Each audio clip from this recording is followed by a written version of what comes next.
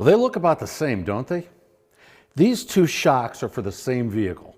Outside, they look about the same, but the Excel G is a twin tube design that restores original equipment performance, and the Gas Adjust is a monotube design that's a performance upgrade option. They say you can't judge a book by its cover, and that's especially true for shocks.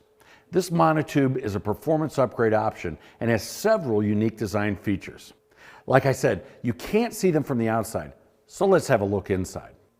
Monotubes have features that standard twin tubes don't.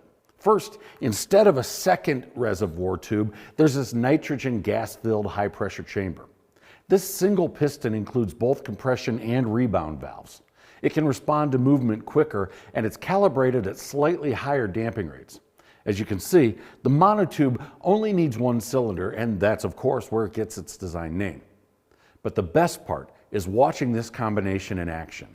I can't move the piston as fast or as aggressive as it would be while actually driving over bumps or with a load, but I can show you how the monotube functions as a performance upgrade.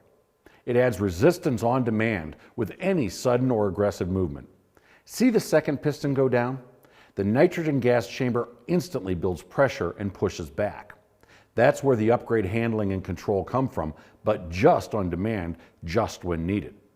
You also won't see any aeration or shock fade with heavy use because it's a sealed, air-free unit. So now you've seen the monotube advantages. A single cylinder, aeration-free, high gas pressure shock with an extra boost for aggressive or extra load driving. A great choice for vehicles that tow, haul, or have larger tires, or if you just want to add more handling and control. Thanks for watching.